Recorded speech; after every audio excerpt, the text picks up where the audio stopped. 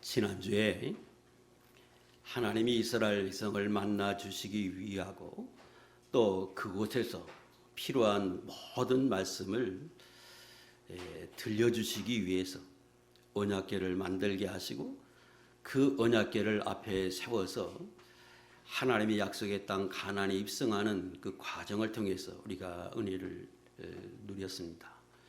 자, 오늘은 이제 가나안에 들어가고 난 뒤에 제일 첫 번째 전쟁인 여리고성을 점령하는 과정을 통해서 교훈을 받겠습니다. 1절입니다. 이스라엘 자손들로 말미암아 여리고성이 굳게 닫혔고 출입하는 자가 없었다고 기록합니다. 이는 가나안 사람들이 이스라엘 백성들에게 쳐들어올 것을 알고 성을 굳게 걸어 잠그고 전쟁을 준비하고 있었다, 그런 의미입니다. 먼저 이 성이 어떤 성인지 우리가 이 부분을 먼저 살펴야 할 필요가 있습니다. 여리고는 이스라엘 백성이 점령하려고 하는 이 가나안에 들어가는 그 길목에 있는 성으로 마치 관문과도 같아서 전략적으로 대단히 중요한 성이었습니다. 그런데 이 성이 성 위에 집을 지을 만큼 아주 견고하고 그리고 요새화되어 있어서 난곡 블럭과 같은 그런 아주 견고한 성이었습니다. 그래서 이스라엘 백성들이 이 여리고성을 점령하기 위해서 2장에 보면 먼저 정탐꾼을 보내서 이 여리고성을 정탐하게 하고 어떻게 하면 그 성을 점령할 수 있을까 이렇게 먼저 계획한 걸 보면 이 성이 얼마나 중요하고 또 얼마나 견고했는지를 말해 줍니다.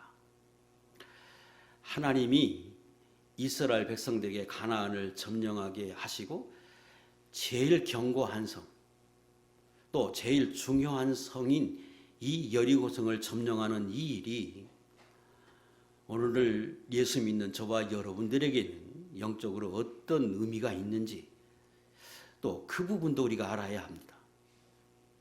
제가 지난주에 말씀드릴 때 가나안 땅은 예수 믿는 사람들에게 주시고자 하시는 약속의 땅이요, 영적으로는 천국과도 같고 기업, 곧 상과 복을 상징하는 그런 곳이다.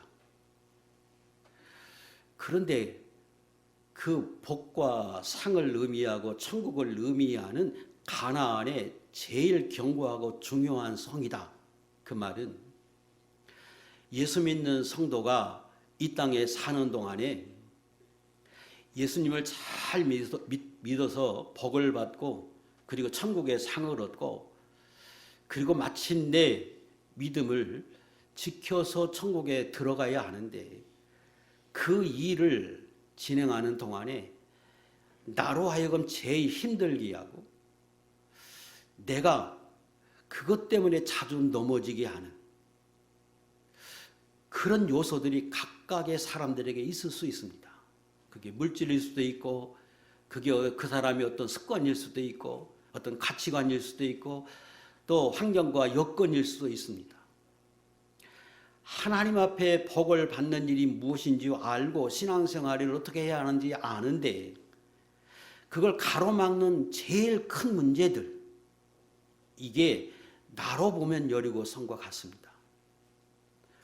그래서 6장에서 이 여리고성을 점령할 때 이렇게 하라고 말씀하신 이 말씀은 오늘 우리에게 적용하면 내가 복을 받고 하나님 앞에서 바른 믿음 생활을 하는데 제일 어렵게 하는 그 문제를 극복하는 방법이 무엇이다, 그걸 이기는 방법, 정복하는 비결이 무엇이다, 이걸 알려주는 성경이기에 대단히 우리에게도 중요합니다.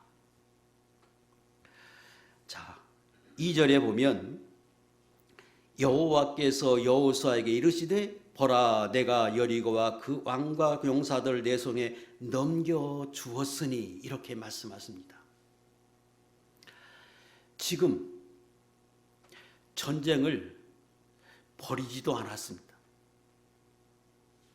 그런데 하나님은 말씀하실 때 내가 여리고와 왕과 거기에 지키고 있는 모든 군사들을 너희에게 넘겨주었다고 과거 완령을 써서 말씀하십니다. 이 말씀은 이 가나안의 성은, 가나안의 아주 중요한 것들은, 아니 내가 차지할 가나안은 전적으로 하나님이 내게 주어지는 것이다. 하나님이 내게 선물하듯이 내게 주는 것이다. 주어진 것이다 하는 것을 의미합니다. 이런 표현은 여호수아 1장에서 시작할 때 그 1장 1절부터 이렇게 하나님은 말씀하십니다. 모세가 죽었다. 그러므로 일어나서 내가 너희에게 주는 주는 땅, 가나안 땅에 들어가라고 말씀하십니다. 그러면서 그때에도 내가 이 가나안 땅을 너희에게 넘겨주었다고 말씀하시면서 내 발로 밟는 것은 내 것이 된다고 말씀하십니다. 여호수아 1장 2절과 3절의 말씀, 요 앞에 있는 것만 읽겠습니다. 시작. 이 요단을 건너 내가 그들 곧 이스라엘 자손에게 주는 그 땅으로 가라. 내가 모세에게 말한 바와 같이 너희 발바닥으로 밟는 것은 모두 내가 너희에게 주었노니, 이렇게 말씀하셔서 여기도 똑같이 과거 완료를 썼습니다. 그리고 이 표현은 오늘 본문 16절에도 여호와께서 너희에게 이 성을 주셨느니라 이렇게 말씀하십니다. 거듭 전쟁하기도 전에, 가나안 땅에 들어가기도 전에 이미 주어졌다고 그렇게 말씀하셔서 기억해야 한다. 가나안은 너희가 싸워서 얻는 거지만 이건 전적으로 내가 너희에게 준 것이다. 은혜다. 이걸 강조하십니다. 이런 말씀은 비단 여호수아에서만 말씀하지 않습니다. 요단강 건너편에 거기 시딤에서 진을 치고 있을 때에도 하나님은 모세를 통해서 또 말씀하십니다. 가나안 땅은 내가 싸워서 너희에게 넘겨줄 것이라고 확실하게 말씀하십니다. 신명기 4장 38절 시작. 너보다 강대한 여러 민족을 내 앞에서 쫓아내고 너를 그들의 땅으로 인도하여 들여서 그것을 내게 기업으로 주려 하심이 오늘과 같으니라. 그 당시에 이스라엘 백성에 그렇게 하셨고, 이 원리는 신약시대 때 저와 여러분 예수 믿는 모든 성도들에게도 똑같이 그렇게 하신다는 거예요. 그러므로 예수 믿는 사람의 천국에 들어가는 것은 내가 믿음을 잘 지켜서 믿음 생활 잘해서 들어가는 것처럼 보입니다. 또 그렇게 해야 합니다. 그러나 잊지 말 것은 그것은 하나님이 처음부터 택하여 우리를 부르실 때 약속하신 것이고, 그 약속을 이루기 위해서 하나님이 나로 하여금 천국에 들어가도록 이끌어 가시고 천국을 선물로 준 것과 같다고 말씀하신 것이고, 또 예수 믿는 사람은 천국뿐이 아니라 이 땅에서 누려야 할 복과 상도 하나님은 얻을 수밖에 없도록 우리를 인도해 가셔서 그렇게 얻게 하시겠다고 하는 약속입니다. 그래서 1장 3절에도 과거형을 써서 말씀하시는데, 그 앞에 그럼에도 불구하고 그 땅은 너희가 발바닥으로 밟는 곳이 너 것이 된다고 말씀하십니다. 은혜긴 은혜예요. 그러나 믿음으로 가는 거. 싸워야 들어가는 거예요. 내가 줄 거를 알고 믿고 확신하고 거기에 가나안 족속에 있어도 가서 싸우고, 요단 강물이 흘러도 하나님이 건너게 할 줄로 믿고 그 요단강을 향해서 발로 밟을 때 그 물이 멈추고, 그리고 그 땅을 얻게 하신다. 그래서 지난 시간에 제가 3가지 말씀드렸어요. 가나안은 은혜로 얻는다. 그런데 믿음으로 얻고 싸워 얻는다. 또 한 번 증거합니다. 그러므로 천국은 보장되어 있어요. 저와 여러분에게 주실 복은 하나님이 예비해 두셨어요. 그러나 그걸 얻기 위해서 우리가 믿음의 사람이 돼야 하고, 실제로 그렇게 열심히 힘써 싸우는 것처럼 세상에서의 선한 싸움을 싸워야 합니다. 이것을 우리가 먼저 기억해야 하고 명심해야 합니다.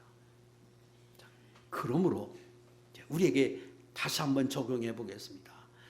그러므로 우리는 철저히 알아야 할 것은 절대적인 주권이 하나님께 있다.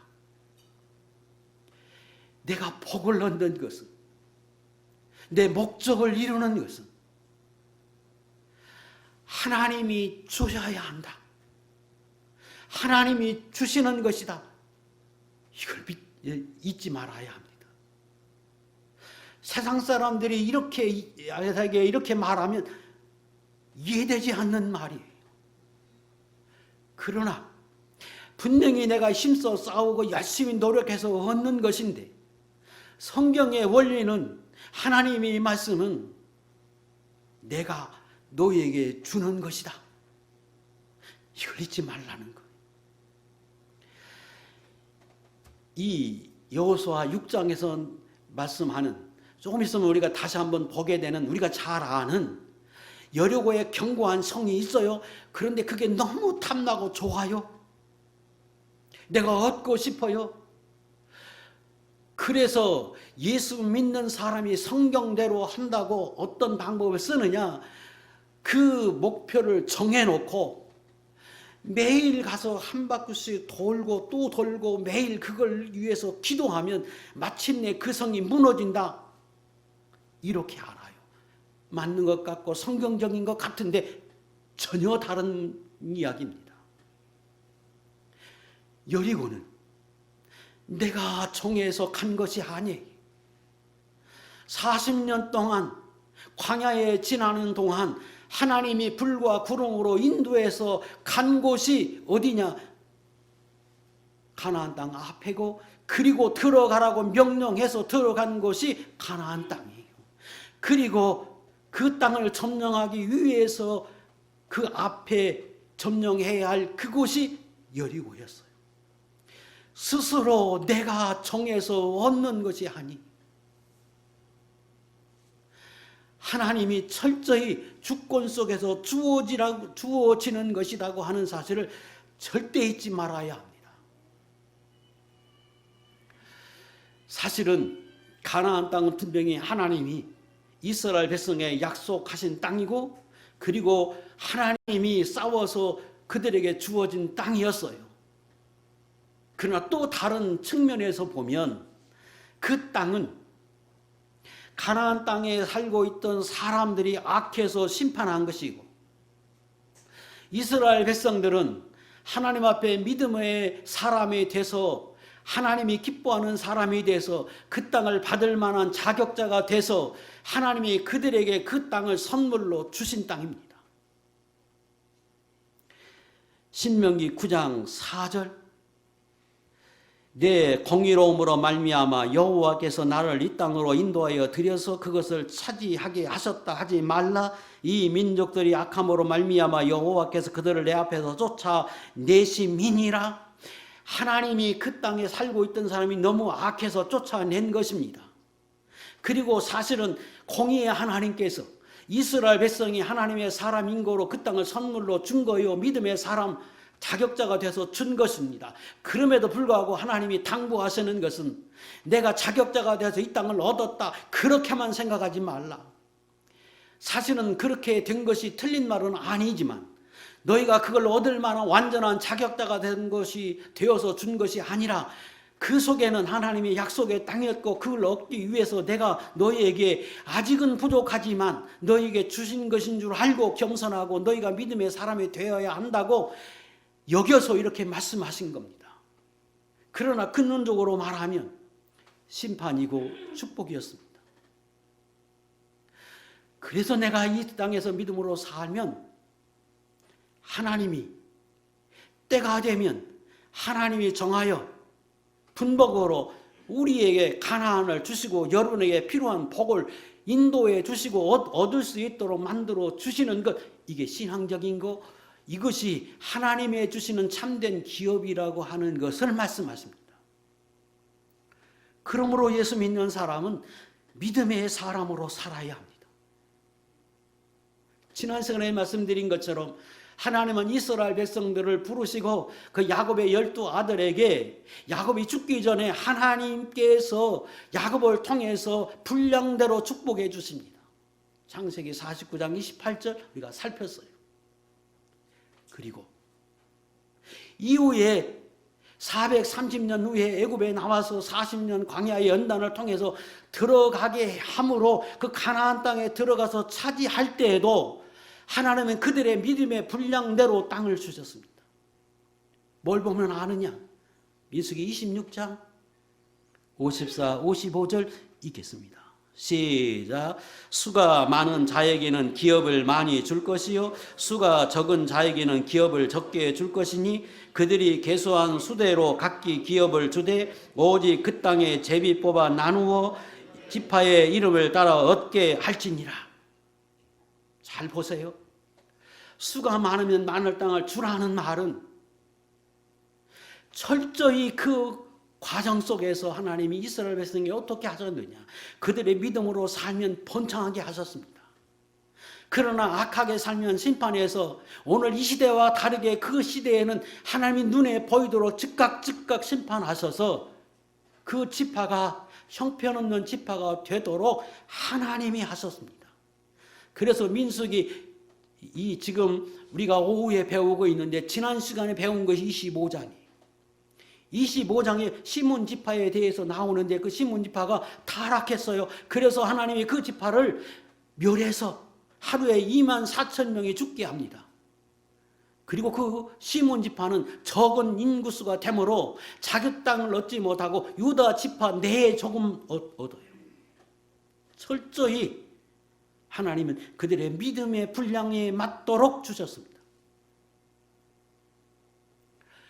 그래서 내가 꿈에 그리고 내가 원한다고 살펴보고 이거 하나님 주십시오, 이거 이루어 주십시오, 그림을 그려놓고 목적을 정해놓고 그리고 매일 성을 도는 것처럼 돈다고 되는 게 아니라는 거예요. 중요한 건 내가 믿음의 사람으로 돼야 하고 믿음의 사람으로 준비돼야 하는 것이 중요해요. 그리고 얻었다 할지라도 예수 믿는 사람에게 기업은, 천국의 상은, 참된 하나님이 주시는 복은 내가 그 자격자가 되지 못하면 하나님이 토해버리십니다. 쫓아내신답니다. 이게 성경이에요. 예수 믿는 사람은 듣기 싫어하고 또 거북스러운 말이긴 합니다만 성경은 그렇게 말씀하십니다. 하나님은 그렇게 말씀하십니다. 레위기 18장 24, 25절 너희는 이 모든 일로 스스로 더럽히지 말라. 내가 너희 앞에서 쫓아내는 족속들이 이 모든 일로 말미암아 더러워졌고 그 땅도 더러워졌으므로 내가 그 악으로 말미암아 벌하고 그 땅도 스스로 그 주민을 토하여 냈느니라. 이게 가나안 7족속입니다. 그리고 하나님이 그 땅을 주시면서 말씀하시는 거예요. 너희가 그 땅에 들어가서 내가 선물로 믿음대로 너에게 주었지만 너희가 그 땅에 살고 있는 사람처럼 살면 그 땅에서 하나님의 토에서 온 너희도 쫓겨나는 줄 알라. 이렇게 말씀하십니다. 이게 가나안 땅이에요. 이것이 하나님이 예수 믿는 사람들에게 주고자 하는 진정한 의미의 복과 기업이에요. 그러므로 말씀에 주목하고 분별함이 필요합니다. 구약의 이스라엘 백성 광야에 사는 동안에 그때에는 불과 구름으로 그들을 인도했습니다. 그래서 그저 쉽게 하나님의 인도를 따라서 그저 살면 됐어요.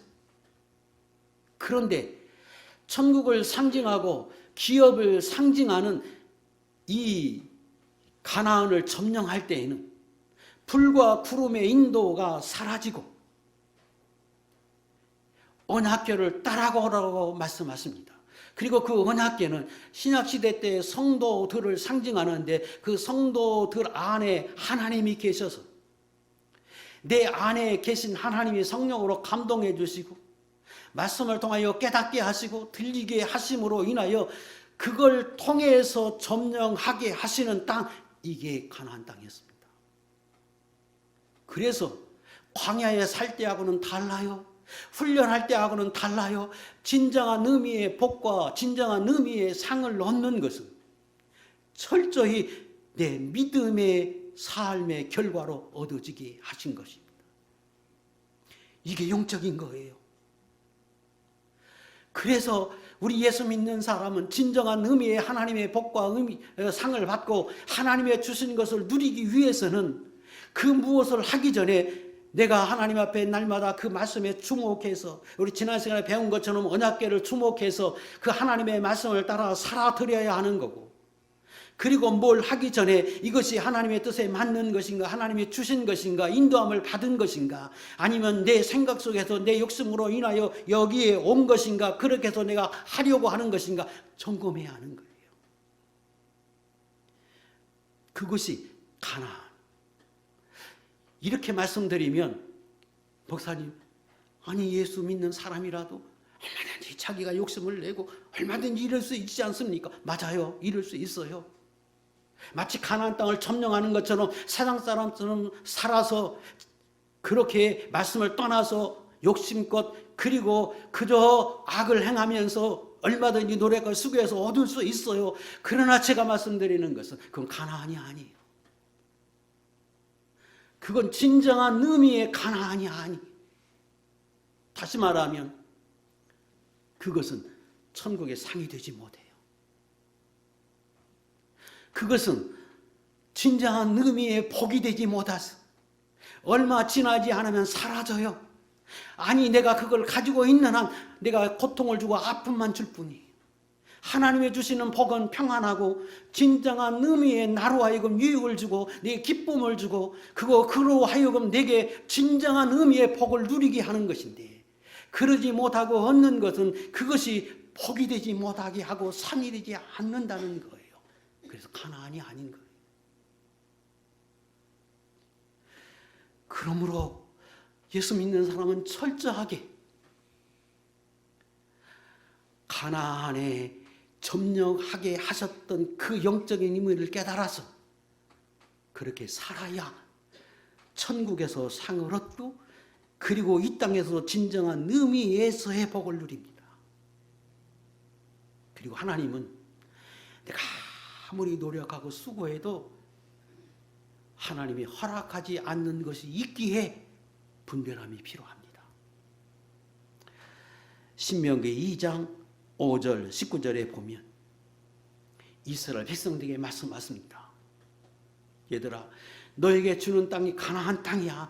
그런데 그 이스라엘 백성들이 가나안 땅만 원한 게 아니고 그 동쪽에 있는 아주 좋은 땅도 그들이 보고 탐나서 여기에서도 살고 싶다고 말씀합니다. 그래서 하나님이 허락해서 요단강 동쪽에서 두 지파 반이 자기 기업을 얻도록 하나님이 허락하십니다. 그러나 절대로 안 돼 하는 곳도 있었어요. 거기 어디냐? 암몬 족속과 그리고 모압 쪽에서 사는 땅은 안 돼. 이렇게 하나님이 말씀하셨습니다. 무슨 말씀인가 그러면 생각해 보세요. 나는 원해요. 그런데 하나님이 볼 때 그것을 얻으면 내가 오히려 내가 영이 상하고 진정한 의미의 복이 되지 못할 때에는 허락하겠어요? 나는 원하는데 진정한 의미에서 하나님은 그걸 원치 않고 안 된다고 할 때가 있다는 거예요. 그래서 분별함이 필요하고, 그래서 말씀을 따라서 날마다 비춰보고, 그래서 날마다 한 걸음 한 걸음 따라 나가야 합니다. 그게 가나안이.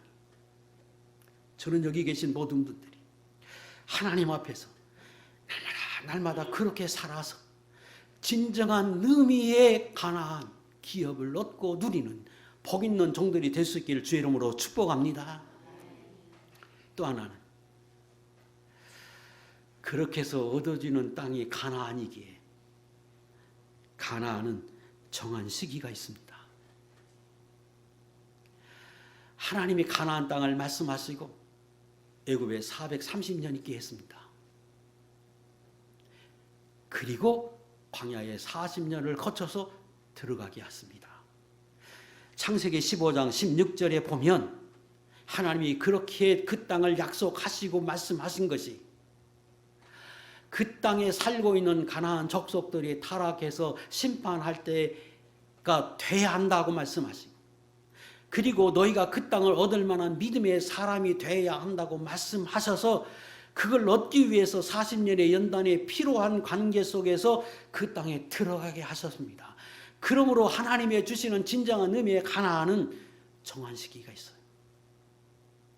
본문에도 7일 되도록 매일매일 그 성을 돌게 하셨고 마침내 7일이 될 때 얻게 하셨습니다. 7일은 완전수입니다. 하나님의 분량이 찰 때, 하나님이 됐다 하실 때, 그때에 그 땅을 하나님이 주셨습니다. 자, 여기까지 2절배의 말씀을 드렸는데요. 지난 시간에 걸쳐서 좀 큰 틀에서 개론적인 말씀을 좀 드렸습니다. 자, 3절 보겠습니다. 3절 이하의 말씀에 보면 이제 그 가나안 땅을 들어가서 여리고성을 점령할 때 너희가 이렇게 해야 한다고 구체적으로 설명하십니다. 모든 군사는 그 성을 둘러 성 주위를 매일 한 번씩 돌되 6 동안을 그리 하라고 말씀하시고, 제사장 7 양각 나팔을 잡고 언약궤 앞에서 나아가라고 말씀하고, 7째 날에는 그 성을 7번씩 돌며 그 제사장들 나팔을 불 것이요 길게 불면 소리를 크게 지르라고 말합니다. 그러면 그 성이 무너질 것이고 무너지면 올라가서 점령하라고 5절에 말씀하십니다. 그래서 그 말씀을 듣고 눈의 아들 여호수아가 6절에 제사장들에게 말합니다. 그리고 7절 백성들에게 이야기해서 그대로 실행합니다. 자, 오늘 이 본문의 말씀에 보면 지난 시간에 말씀드렸던 요단강을 건너는 사건하고 여리고성을 점령하는 그 과정이 조금 다릅니다. 여리고 성을 점령하는 과정은 좀 복잡한 것처럼 보여요. 그러나 요단강을 건널 때는 아주 단순했어요. 언약궤를 맨 제사장이 언약궤를 매는 걸 보거든 너희는 그 뒤를 따라가라. 그리고 언약궤를 모든 백성이 볼도록 너무 가까이 하지 말고 적당한 거리 900m를 떨어져서 가고 그 언약궤만 주목하고 따라가라. 그리고 성결하라. 그리고 요단 강물이 흐르고 있어도 담대하게 믿음으로 나가라. 이렇게 하면 그 요단강이 멈춰서 물이 멈춰서 건너갈 수 있었습니다. 그런데 오늘 본문은 좀 복잡하지요. 지난번과 뭐가 다른가 하면 첫 번째 과정이 좀 달라요.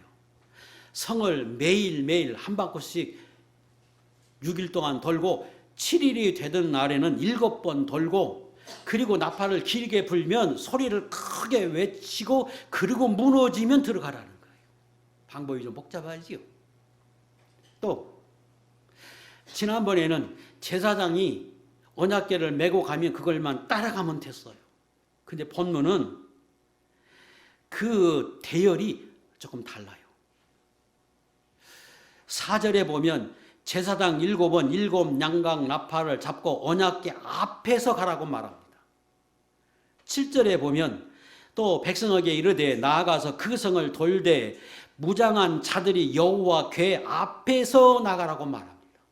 정리하면 지난번에는 언약궤를 맨 제사장만 따라가면 됐는데 이번에는 그 제사장 앞에 7 양각 나팔을 가진 제사장들이 서게 하고 그 양각 나팔을 불게 합니다. 그리고 그 앞에 무장한 군사들을 서게 했습니다.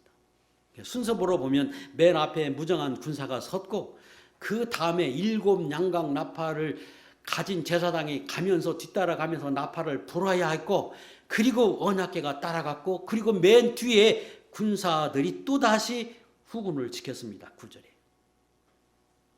이것이 지난번과 조금 달랐습니다.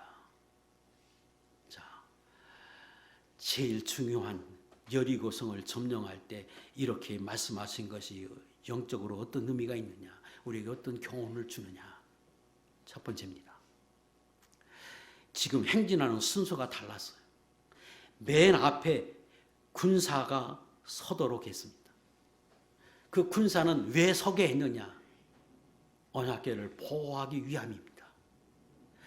지금 여리고 안에는 그 성을 지키는 군사들이 대기하고 있고, 그 성 밖에는 이스라엘 백성들이 돌고 있습니다.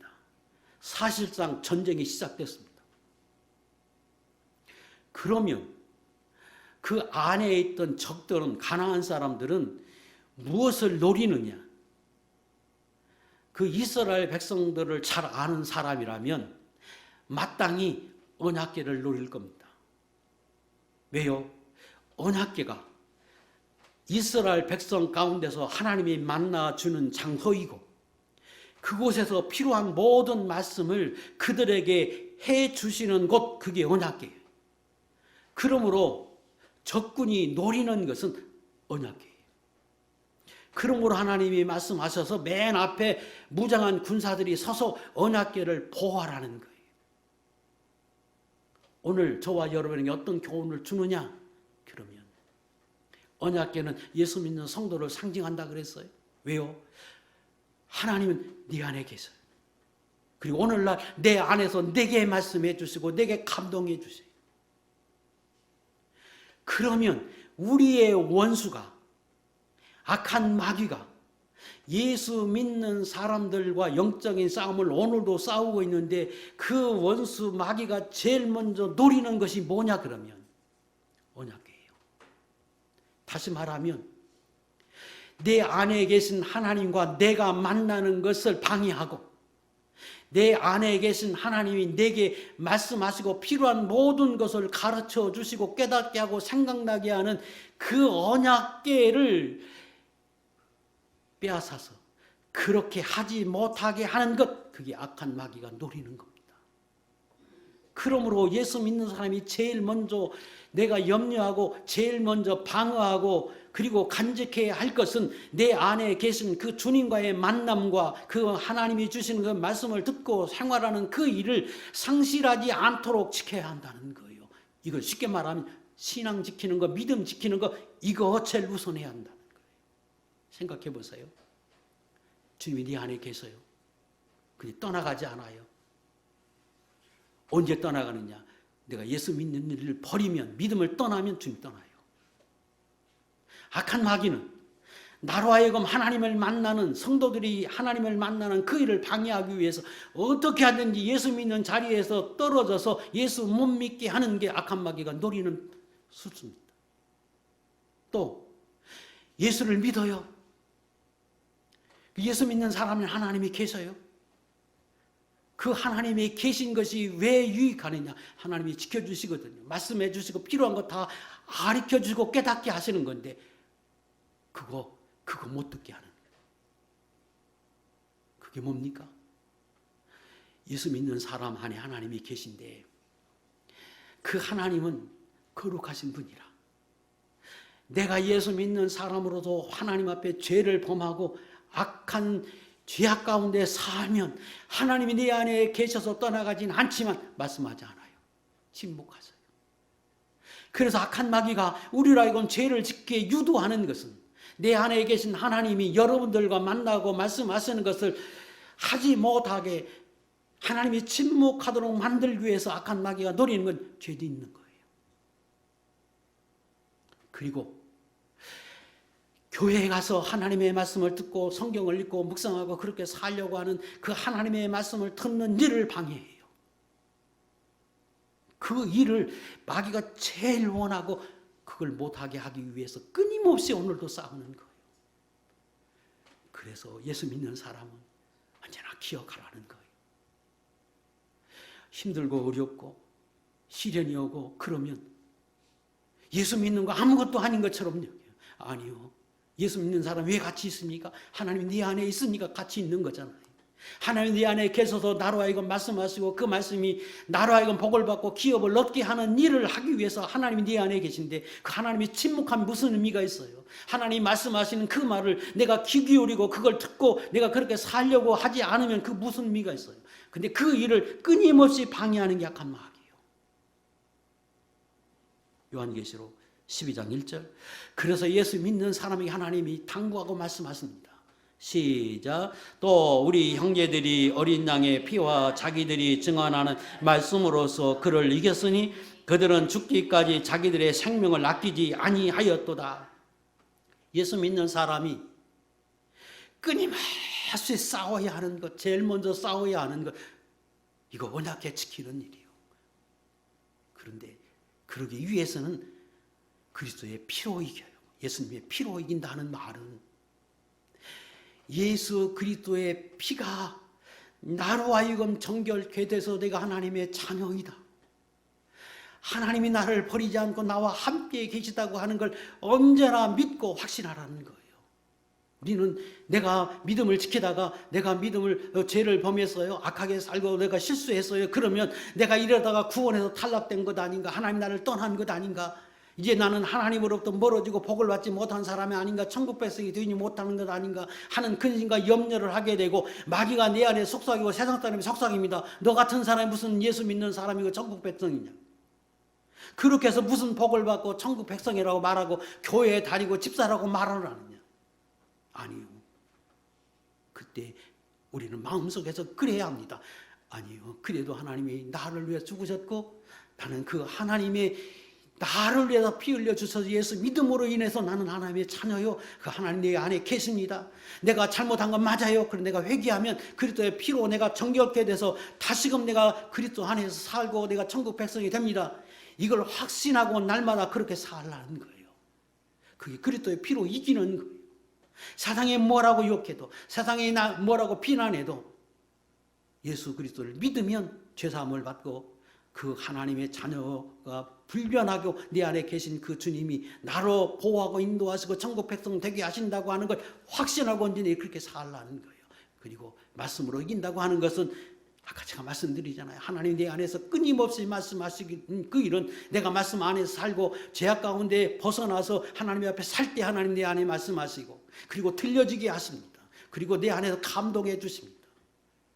그거는 그 말씀을 듣고 순종해서 살아야 해요. 근데 그 일이 대단히 어려워서 자기 생명을 아끼지 않을 만큼 결심하고 다짐해야 사는 거예요. 그게 선한 싸움이고 그 일을 먼저 해야 하고 중요하다는 거예요. 여기 계신 모든 분들 평생에 사는 맨 앞에 무장한 군사를 세우라고 말씀한 것처럼 여러분도 날마다 무장한 군사와 같아서 악한 적군과 날마다 싸우고 세상과 날마다 싸우고 여러분 자신과 날마다 싸워서 언제나 언약궤 지키고 여러분 안에 계신 하나님이 끊임없이 말씀하시고 끊임없이 여러분에게 깨닫게 하고 하시거든 그대로 살아드리는 거룩한 종들이 되시기를 축복합니다. 두 번째 대열에 제사장이 7 나팔이 따르고 7 양각 나팔을 불라고 말씀하십니다. 성경에는 나팔 종류가 2가지가 있습니다. 하나는 은나팔이고 하나는 양각나팔입니다. 양각나팔은 양의 뿔로 만든 나팔입니다. 이 용도가 각각 다른데 그거 그냥 총칭해서 제가 간략하게 설명드리면 보통은 서너 가지의 목적을 가지고 나팔을 불게 합니다. 첫 번째, 하나님이 임재함을 상징할 때 나팔을 불게 합니다. 절기 때에 나팔을 불게 하고 모든 백성을 모이게 할 때 소집할 때 나팔을 불게 합니다. 전쟁 때에 나팔을 불게 합니다. 이런 목적으로 일반적으로 나팔을 부는데 그 나팔을 분다고 하는 의미 속에는 하나님이 임재하시다 전쟁이 시작되었다. 다 모여라. 지금 축제다. 절기다. 이런 의미로 나팔을 부는데 그 나팔 속에는 오늘 우리가 어떻게 해야 하는지, 그 당시에 이스라엘 백성이 어떻게 해야 하는지도 포함되어 있는 거예요. 생각해 보세요. 나팔을 불어요. 하나님이 여기 계시다고 나팔 불면 그 나팔 듣는 이스라엘 백성은 예, 하나님이 여기 계십니다. 그러면서 하나님을 찬양하고 경배하고 그 하나님 앞에 기도하고 그 하나님 앞에 감사하는 그 행위를 하는 거예요. 왜? 거기 하나님이 지금 인지하고 오고 계시다. 우리도 보통 대통령들이 오면 군악대가 나팔을 불고 연주를 하잖아요. 하나님이 이스라엘 백성들에게 임재하셨다, 오셨다, 그렇게 할 때 나팔을 불면 거기에 있는 이스라엘 백성은 그 하나님께 경배하고 찬양하고 그런 행위를 하지요. 그게 나팔의 의미예요. 지금 전쟁 때 나팔을 사용했는데 지금 그 성을 돌고 있는 그때 나팔을 불래 했습니다. 그 말은 전쟁이 시작됐다.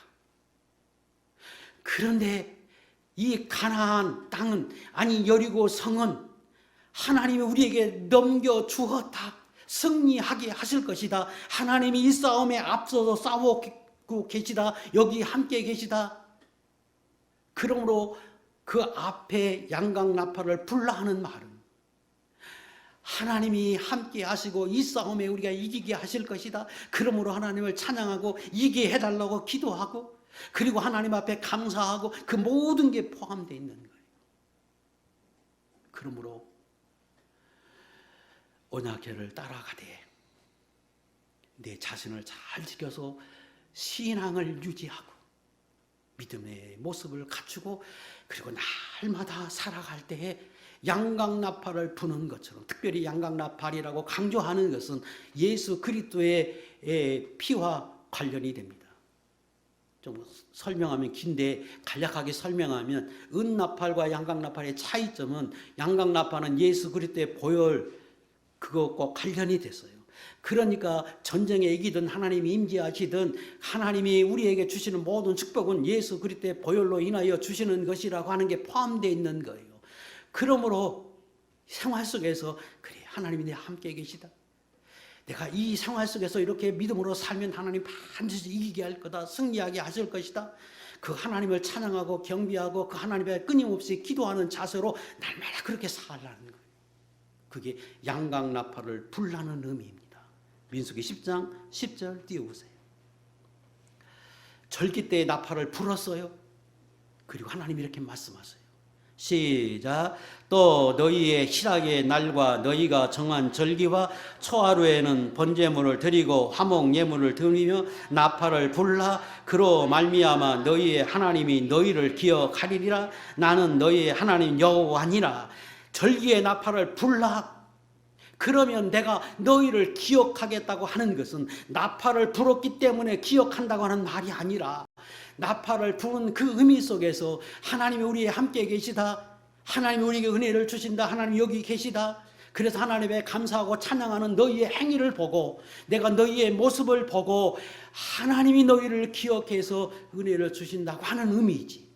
그러니까 그 나팔을 불라고 하는 의미 속에는 우리의 모든 행위를 하나님 앞에 이렇게 하라고 강조하는 말이에요. 그래서 본문 말씀을 잘 읽으면 너희가 하나님 앞에서 이렇게 하라고 하는 그 말씀을 여러 번 강조합니다. 여호와 앞에서, 언약궤 앞에서라고 하는 말이 5번 나옵니다. 4절, 5절, 7절, 8절, 13절, 13절에 연거푸 여호와 앞에서, 언약궤 앞에서 이렇게 해라. 다시 말하면 하나님 앞에서 너희가 이렇게 살라 하고 계속해서 말씀하신 겁니다. 그리고 세 번째가 언약궤를 따라가라는 거예요. 언약궤를 어깨에 매는 것처럼 순종하는 자세를 가지고 그리고 말씀하시면 그대로 살아가라. 이것이 진정한 의미의 복을 받고 진정한 의미의 상을 얻고 천국을 향해 가는 예수 믿는 성도들의 날마다의 삶을 그렇게 살라는 거예요.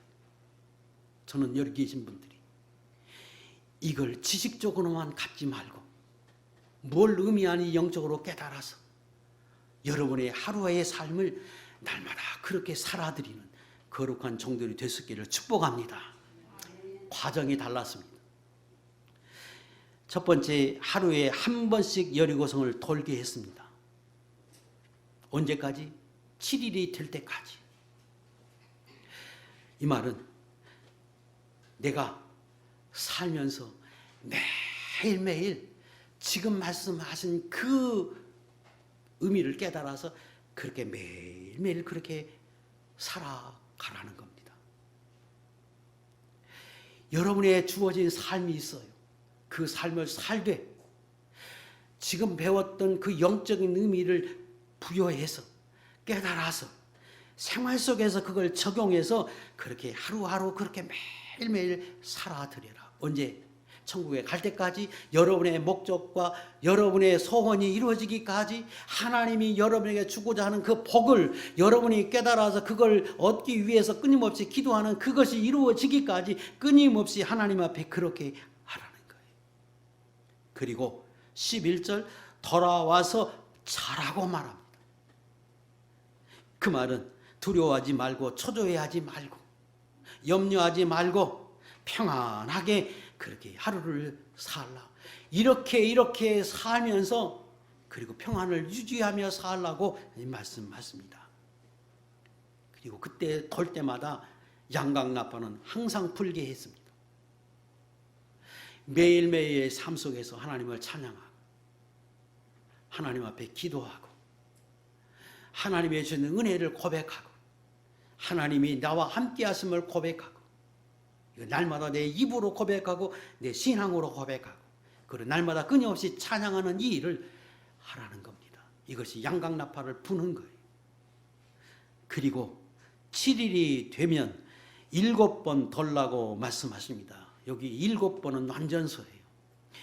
그래서 끊임없이 강조했습니다. 11절 말씀까지 총 8번이 나옵니다. 주시기까지, 일하기까지, 하나님 역사하기까지, 끝까지, 천국 갈 때까지 끊임없이 그렇게 하라고 말씀하십니다. 10절, 그러나 꼭 기억해야 할 것은 그때 여호와가 백성에게 명령하여 이르되 너희는 외치지 말며 너희 음성을 들리게 하지 말며 너희 입에서 아무 말도 내지 말라고 말합니다. 이 말은 그 성을 돌면서 아무 말도 하지 말라고 하는 것은 불평의 말, 원망의 말, 불신의 말을 하지 말라는 거예요. 하나님이 저 성을 준다고 말씀하시는데 전쟁도 아니고 매일매일 왜 이렇게 하루하루에 한 박씩 둡니까? 언제 주실랍니까? 이런다고 저 성이 무너집니까? 그런 말 하지 말라는 거예요. 아무 말도 하지 말라는 말은 이 세상 살아가면서 아무 말도 하지 말라는 말이 아니라 불신의 말, 원망의 말, 불평의 말 그건 하지 말라는 거예요.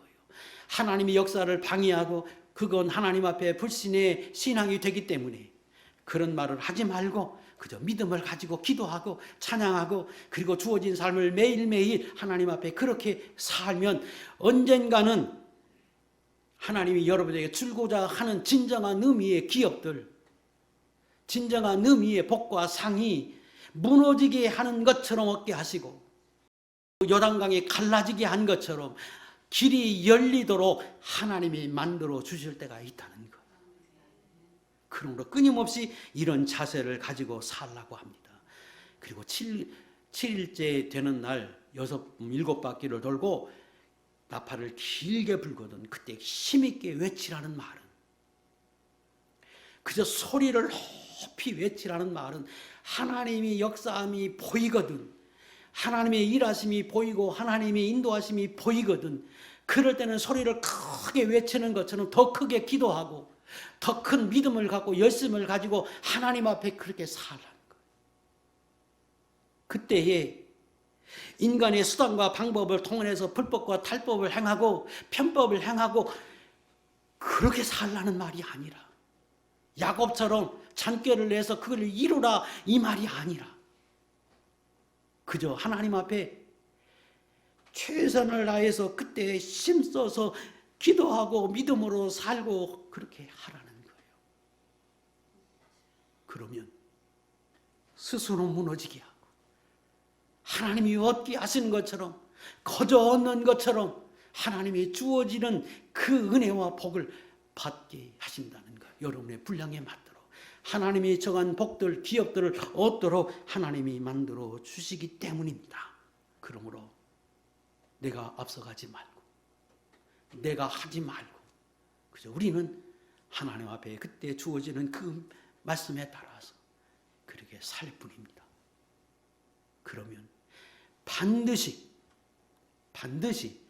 여러분들에게 약속한 것, 주신 것 때가 되면 하나님의 방법으로 기가 막힌 역사 속에서 열리게 하고 얻게 하실 것입니다.